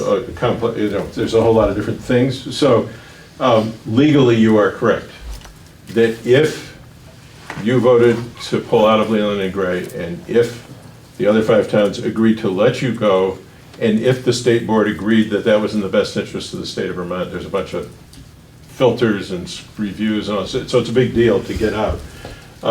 Yes, you could then, the other 4 towns could create a red that would look different, and you know, and Jamaica could operate in that way. But all those steps would have to take place before you could have that conversation, really. I understand that. It just, when you brought it up last time, my feeling was you brought it up as either all 5 towns are in this, or it's completely gone and we don't have that option. So I just want to kind of put out there a little gray area that. So, you know, and let me also put out the issue relative to Wyndham, because Wyndham's been clear that it's not thrilled about this idea. My understanding is that if 4 of the 5 towns, whatever 4 of those, decided that they wanted to create a study committee to create a pre-K to 12 union district called Leland and Gray or something else, they could go ahead and do so, and they could ask they could involve the other town as an advisable member, even if the other school board says no. So if that was Wyndham or if it was Jamaica that says, we don't really want to be part of the study committee, the four that move forward could say, we want you there as an advisable. People in the community, in any community with 5% of the people who voted in the last election, I believe is what it says, can sign a petition to require the town to be part of a study committee. So if there's a study committee that involves 4 of the Leland and Gray towns, and one board says we don't want to do that, townspeople getting that number of signatures could require their involvement. So there's many things that can happen here. And it's well worth, and if anybody thinks that you could end up in those kinds of complexities, I can point to, I'll show you the site and you can look at it to try to figure it out, because there's a lot of stuff. And then, of course, if the study committee comes up with a proposal, if you've joined in the beginning and you're a necessary member, you have to put it in front of your voters. But if you were an advisable member, the school board can say, we don't want to put it up in front of our voters, but 10% of the electorate can say, you will put it up in front of the voters. So there's a lot of, there's nothing simple about any of this. So you asked a simple question, but you can see where it takes you. And real quick, are you saying Wyndham, we haven't said we don't want to participate in the study. no, I understand. I was just, these were examples. She was given a Oh, yeah, well, no, that's not a Jamaica good example. No, we definitely are totally interested in continuing this conversation, for sure. So, it's just you're on film, so. Oh, sorry. Yeah, I was just, we were giving examples. No, nobody's made any decisions about anything. So, no, we're Yeah, I just think it's important to, she's asking a what-if question. If you had unlimited time, all these things could play out for the next 3 years. The dilemma you have is that there is a ticking clock in terms of incentives. If you guys don't decide to start studying by June, it'll be real tough to do it justice and get it to your voters to be voted on within the next year. So there's that time clock ticking, and then if you don't have a proposal, then your fallback would be the 10 district self-evaluation meetings and proposals if you haven't taken action by July of 2017. And so there's time constraints on all this. Just quickly, it does require 4 towns, though, to form that. I mean, 2 towns couldn't opt out to form the pre-K-12. In this case, it would be a RED or an MUSD. It would require at least 4 towns to be participating, correct? To create a RED, it would. Is that true of an MUSD as well? I'm not going to go, I don't want to specifically answer the question. For somebody to be a RED, they've got to have 4 districts or 1,250 kids. I think for side-by-sides, you can form a side-by-side with you could do it with 2 districts, as long as 2 of those districts form a district that operates pre-K to 12. You can do a side-by-side with a bunch of people, I believe. I will double-check that. But, hopefully you're not there, because keep in mind that there is the prospect of the state eventually intervening. And because you have a legal entity called Leland and Gray, and I heard nobody interested in dismantling Leland and Gray the other day. Maybe you guys will decide differently, but that's part of the reality that you have as well. Other questions about the side-by-sides? Does everybody understand? Yeah, I have a question. Yes. Is there anybody who's willing to speak in favor of these options? I mean, I spoke in favor of the 10-district option. I'd like to hear the positive attributes of these other options. Okay. So I'd like to speak to to going forward with the study side by side, because Howie, I agree, it may be that the 10 districts are the best choice, but we don't know that till we move forward. If you don't move forward with the study, you're taking away the ability of your voters to weigh in on the situation, because if we just say right now, we're just gonna do the 10 districts, that's the only option we have, and we won't be able to do anything else. If we go through the study, we can see what it's gonna look like, we can make a better model, we can make a better graph, and I'm more into numbers than you are, and You know, I know that graph, those graphs aren't right, but I know they're a good representation because I know that we're gonna lose a lot of money if we don't do something. And if we're imposed, we're gonna lose a lot of money. So the graph is pretty accurate enough to say that, yeah, it's worth looking at. We can fix those numbers, we can work on it, we'll be able to present something to our voters, and our voters are gonna get to decide. If we choose and dig our feet in the ground and say, we're just gonna do the 10, we're gonna leave things well enough alone, we have no options, it's gonna be hard for us to argue that before the state. But maybe we go through these studies and say, hey, you know what, you're right. Howie was right on, man. It's, the best thing to do is have these 10 districts. We've done the study, so we have even more ammunition to go to the state and say, hey, leave us alone. You know, Wyndham Central's been doing a great job. Newbrook has done everything they're supposed to do, and there's no cost savings, there's no benefits, because we've had the study and we can show that. So we're gonna study all these options? No, I think you have to narrow it, because it doesn't, we know we're not gonna do a single union district. We know what the 10 districts look like. I mean, it's what we've been doing for years. So I think the side-by-sides are the ones we need to have a study and look at and see what they actually look like. Because the other thing is, like, when we met with Marlboro and Wardsboro, I mean, until we actually sit down and talk about, you know, agreements on how we're gonna run everything and how everything's gonna operate, we don't have a clue what it's gonna look like. And you also need to talk about what could you do educationally. I mean, that's where you have the conversation about, like, what do you have, what do we have, what could we create together that we can't create alone? I mean, that's where those conversations look like. Yes? I'd like to add to that. So really what I think it boils down to is, are we going to control our destiny, or are we leaving the decision to the state? And that's really what it boils down to. The 10 districts, that's leaving it to the state. As much as I'd like to think at the end of the day that you know, we would still get some benefits from that, I don't think so. If we look at the side-by-side, we know that we're going to get 8, 6, 4, 2 for a tax rate. We're going to keep the hold harmless. We'll keep our small schools grants. I mean, these are not small things, and our taxpayers will appreciate that.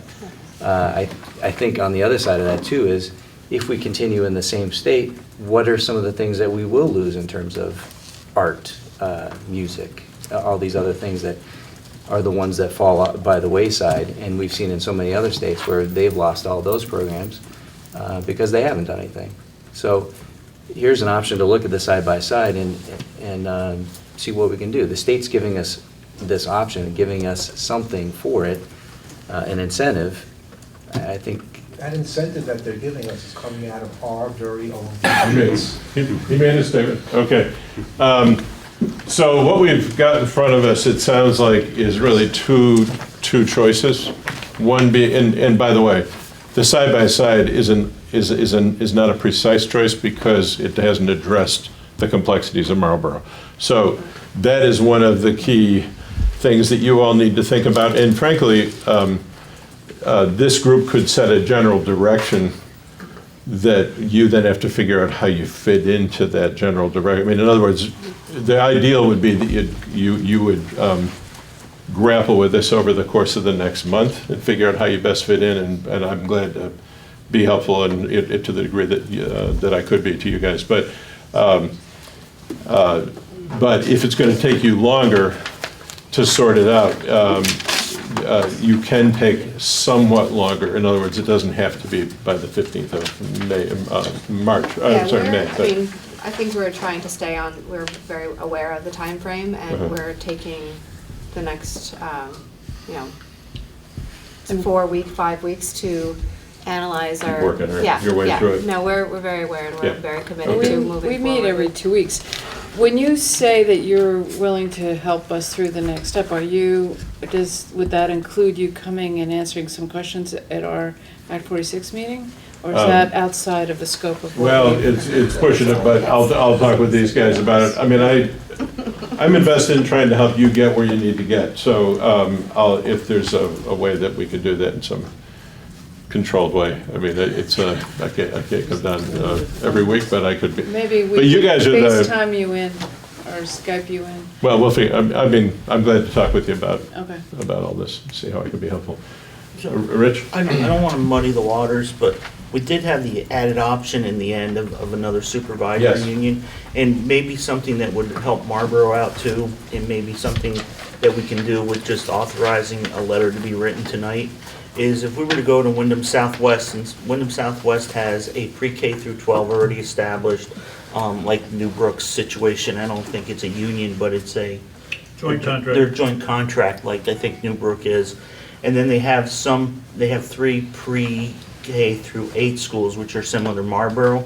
You know, that may be a side by side, because you could have your pre-K through 12s, which would be the Leland and Gray and the Twin Valley group. You could have some pre-K through 8s, which would be Marlboro if they chose to stay there, Halifax and Stanford, which are pretty committed to staying there also, and Reedsboro, depending what they do. You could have some pre-K through 6s, which would be Wardsboro, Dover, or Marlboro if they decide to move. And then you'd also give Stratton and Searsburg an option, because that could be another side-by-side with non-operating, which allows them to stay in the area without having to move way out. And I think if we were to just send them a letter and say, hey, look, we just need to know if this is anything you want to come in on, it's now or never, and we're going to move forward without you. Okay, anybody got any, it does muddy the water, although it's been muddy since the beginning, because this was raised at the first meeting as a Well, possibility. I just think it's a real, because we've had some conversations in the past. It's not brand new. We've met with them as this gang of 6, Ken, myself, and Emily. They've pretty much blown us off, or not blown us off, but they kind of went on their own path, which is pretty similar, so I just. So we're at a point where there needs to be a narrowing of what's going on. Not to, if it's the right thing to do, you ought to do it, but we just need to be clear about where you are. My understanding of what you wanted to do was, at a meeting in May, whichever date you choose, we would try to we'll get you a draft report, we'll get you whatever information we've got, and a proposal for how this might work, whatever direction that is. It's your last opportunity to sort of take a shot at, this is the general direction we want to go in, and now boards have to figure out, do they want to go along or not with this general direction, and move forward. Bringing in, I mean, I understand there's been some discussion between Searsburg and Stratton. That's a simple transaction if they decide they're going to do that. If you guys decided to connect with one district down there, that's a simple transaction. If you're talking about a total merger of both SUs and rethinking all the configurations, I mean, that is it maybe should happen, but it probably isn't going to happen on your time frame. I mean, you'd need to take a significant step back. Does anybody have a different perspective on that? I'll just add one thing. The issue of joining SUs and making one SU is really one of this board and the Southwest board. It's not a matter of the public voting. You see, this whole thing about consolidating boards, it really is an issue that has to be studied formally under Act 46 and then result in a vote by the town people in each town to approve it. It's a little different process when you talk about SU consolidation, which is what happened north of here with the 2 rivers. So anyway, that's, but that doesn't mean that we can't make overtures to continue to build bridges that way. It's just that the issue about Act 46 focuses on the individual school districts and their willingness to get together within the same SU or other SUs. That's why Marlboro has, the most likely, and Stratton, the most likely opportunity to reach out to other SUs, but Dover certainly could do that in Wardsboro or any town. So I'm going to ask for a show of hands of interest in, and I want to make sure I state this correctly. I mean, My thought was, okay, is wait, that make a proposal. they're separate school districts down there. So to invite those school districts, if they want to, we're going to discuss this at whatever date we decide in May. If those school districts want to come and join in a conversation or a study with us, they need to let us know by this date, and they need to be prepared to move forward, because that's something the board can decide. If they choose not to, that's fine. It's over. We're going to move forward in this direction. I just think it allows. So you'd be laying out the direction that comes out of this group and say, if you're interested in connecting with us, now's the time to say it. Before we apply for the grant. Right, Yeah. and then Okay. if you don't, and then I just think that gives some other options to some other schools. It helps keep Wyndham Central intact because it gives everybody an option to stay exactly the way they are. And if it doesn't work, it costs us a letter, and I'm willing to write the letter and send it to the boards. Because we've had that, and Wyndham's been really pushing us to, have discussions with other supervisory unions, and All right, so we've tried. Rich has put a proposal on the table. Is there a general sense that that makes sense, or are there folks that feel that's a bad idea? I think anything that moves us in a direction of merging supervisory unions is a good idea, because there's real money savings in merging supervisory unions, unlike merging town boards. Well, we probably don't know that until we do the study. Yes. I would say if you're doing it to benefit Marlboro, I'm not sure Marlboro's ready yet to say that there's a school there that we would entertain doing a side-by-side with, so it would be premature. But it's not just Marlboro, it's the whole district, because it strengthens the district, because we are more pupils, we're more schools, and we're a greater area. And one of my concerns is, my fears is that this is step one. Step two is going to be, okay, now, hey, look, now you've combined here, so the next combination is, one county school. And it just makes us a stronger district, because it has more pupils, more schools, and more area, and more voters. And it also helps Stratton and Searsburg, because there are two schools that are kind of Stratton hanging out hasn't showed there. up to a single meeting. They have. They've been to meetings. These meetings? Yeah, they have. They have? Oh, I take that Rich, back. if you remember about 6 years ago, up in Dover, you were running the meeting, Stephen. I remember it well. And I went on to, this is just when we were just consolidating. I turned around, they were starting with the red, and I said, and I even said, so what's next? Then all the supervisory unions can become one, and then it's gonna be the Twin State Supervisory Union. And this is what's happening, is everything's getting so far out that, and you're right, it's not gonna stop, it's gonna keep going. And it's a lot different now than it was 6 years ago too, because we have a law that they're either gonna do one to us or we do one to ourselves. And when you're looking at two business offices trying to combine, To be fair, Wyndham Southwest was in a completely different place back then. They were turning over superintendent after superintendent. It was a completely different time for them. So they had to back off because they had so many other things on their table. I'm not saying about anybody pulling out, I'm saying the merging. And the problem is, if you take two business offices and say, okay, we want to merge these two business offices, and that's a no-brainer, you're going to save money. That's a no-brainer. Because you don't need two full-time superintendents, you don't need two CFOs, you don't need, and you're going to consolidate right there, okay? Because it's that staffing thing, because that's where you're going to save money. And we all know it, and it's there. The problem is, you're going to go say to two business offices, okay, we want you guys to get together and show us how we can save costs together. Do you honestly think everybody's going to put their full-hearted effort into putting themselves out of a job? Let's be serious. I did. I wrote the proposal with Chris Pratt. We got all that laid out for you. And the accounting systems aren't going to work because let me, there's different accounting systems and the state wants to go. There's always a bump in here that's going to slow it down. I'm just saying. We got two hands up. I just want to say something about merging of SUs. Well, that's what he suggested. Ag 46, the work you all have been doing is really not about merging supervisory unions. That can be done. It can be done with a much simpler process. You could decide, they could decide to petition the state board, make us one. I've helped two supervisory unions merge. The savings, there are real savings, but they're modest.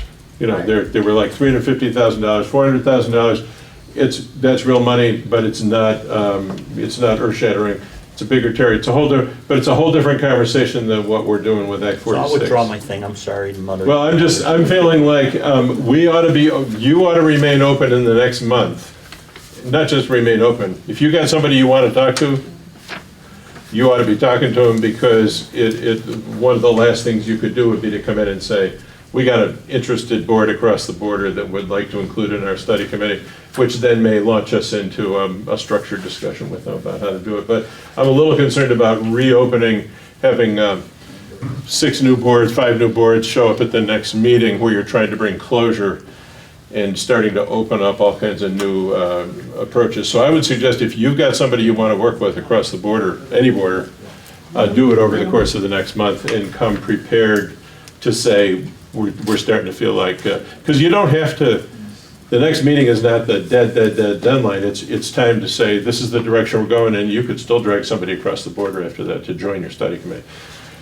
So that's, all right, so there's really two choices on the table that I'm hearing. And I'd like to get just a general read from people.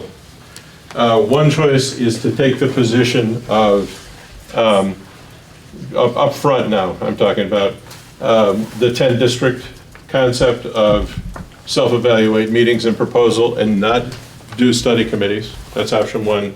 Option two is some version of a side-by-side, which we will try to massage into something more specific at the next meeting. So those are really the two choices that are on the table as we stand here right now. I have a question. Yes. So are we looking at, I'm a little foggy about this. We have to have another committee, another consultant to take us to the next step in this process, whether it's four side-by-side union districts or Yes. whatever the case may be. We're going to take another $5,000 worth of taxpayer money. No, $20,000 this time. Actually, It's a formal it was study 40, this because time. we would 20, have we're to- gonna say $20,000 of our Up to, taxpayers' money to yes. study this stuff some more. Does that imply, even if we decide to go for 10 districts, would we get a $20,000 No. grant No. to study that? No. No money. There's no money for the 10 We don't get any money district to study that. But we No. get money to study merging these districts, even though. There are several things you can get money for, but one of them is not the 10 district model, which is sort of the default position that they put into the law. So, so let me just, before we take that straw poll, because we won't take the final vote until next time, before we take the straw poll, just to answer the question, if you decide to do studies, there would be multiple studies. The towns that vote to join the study would. The school boards that vote. Each school district that votes to join the study would, and I'll have this all laid out for you at the next meeting, would take a vote that we vote that we want to do this. You would submit that to Stephen. What the law says is that if two towns or more want to do a study, you have to sit down with the superintendent and map out what the makeup of the committee would be, and there's rules for how you create the makeup of the committee, and to create a budget and for supporting the work. And so you have to kind of map out what's involved. And the state offers up to $20,000 to help with the costs of those studies, each study. However, they don't all require that. Depends on how much you've done before. So if Stratton and Searsburg, for example, were to create a single non-operating district, it's not likely that they will need, a budget of $20,000 to sort out how they're going to manage their money. But they would be meeting with Stephen to map out who's going to be on that committee and what do we need for a budget to actually plan out the articles of engagement and do the whatever analysis would be required. So obviously, depending on how many districts are involved in each of those, it may be more or less involved. So the two choices on the table that I hear, and we'll do the side-by-side later. So those who believe we ought to, at this stage, take the option of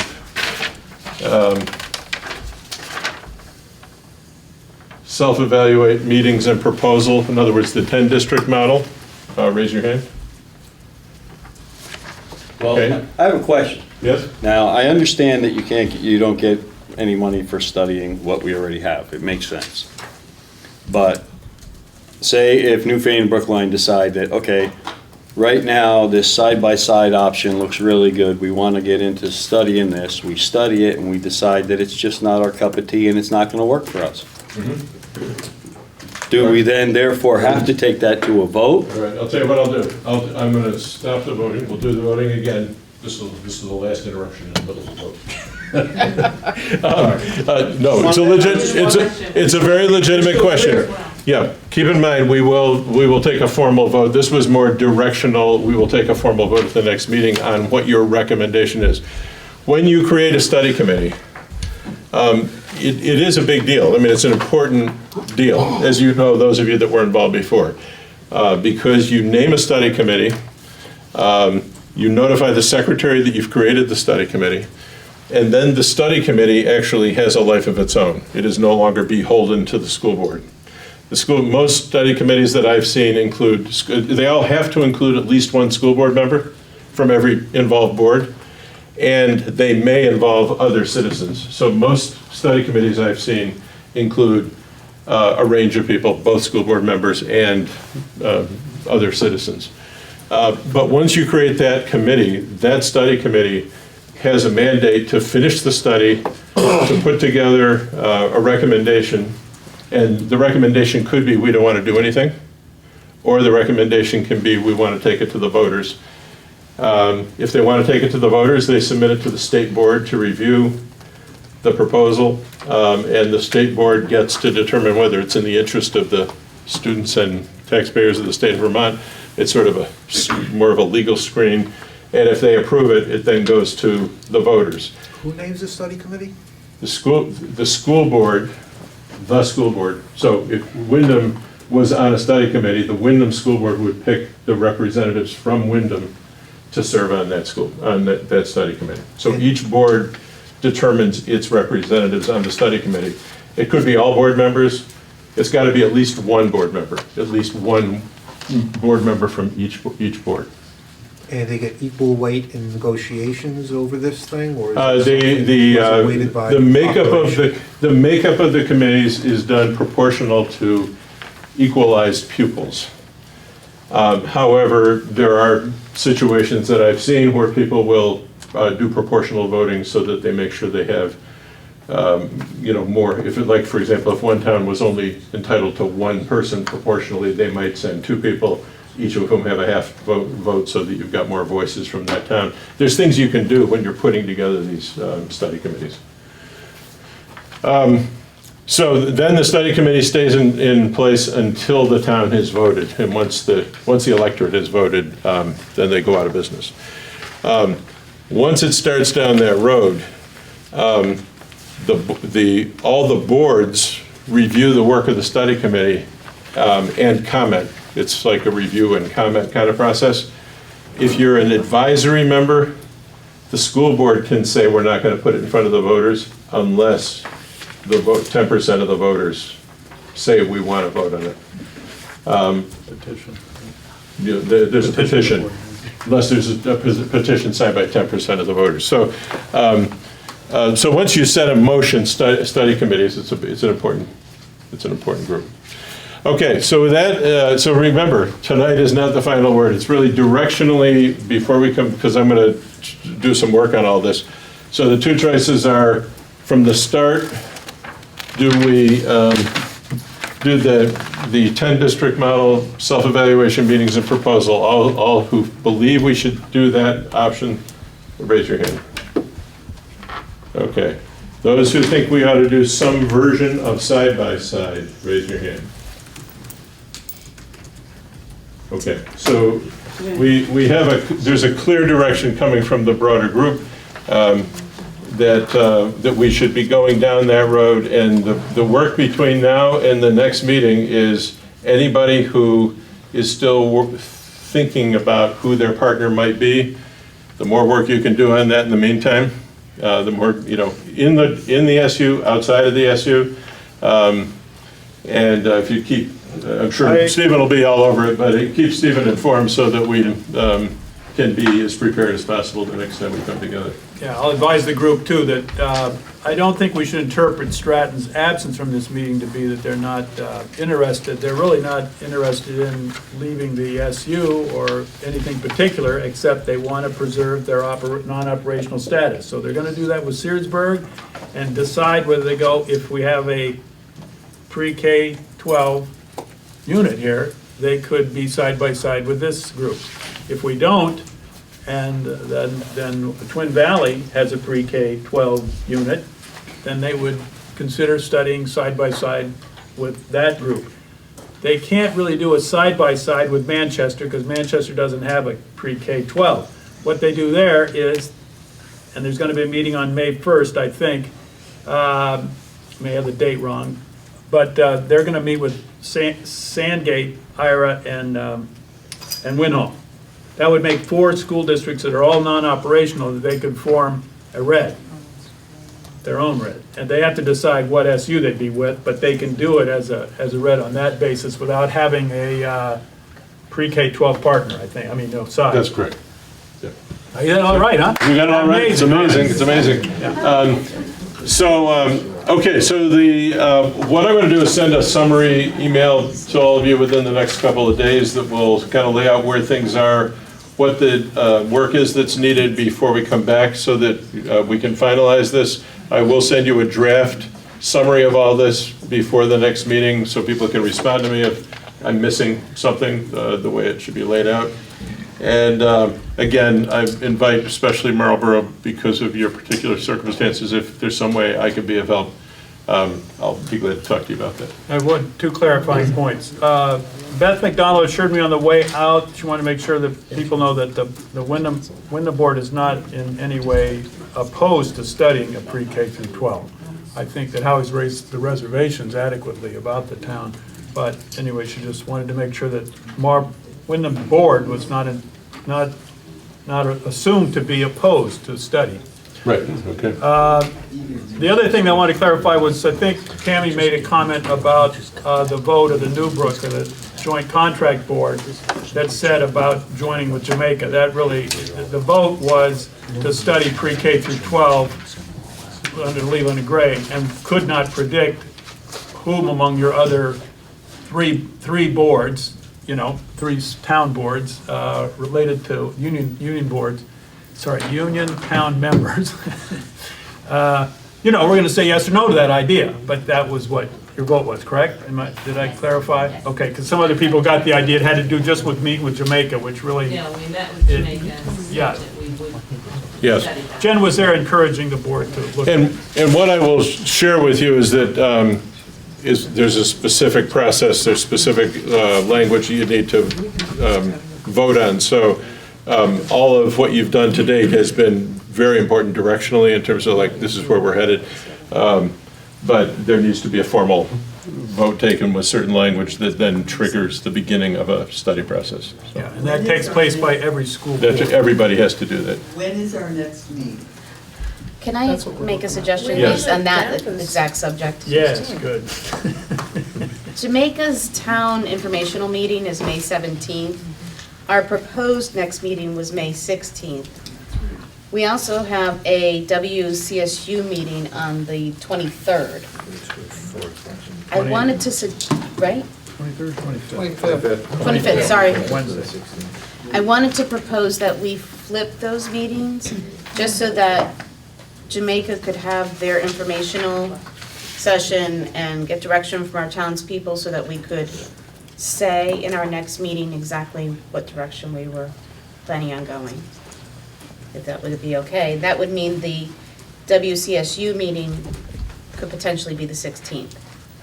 Did everyone follow that process? Well, it depends on Steve Dale's schedule. I could do the 25th No, we're done. if that's what Oh, you'd yeah. I'm say. thinking Wednesday of the 11th, maybe we could.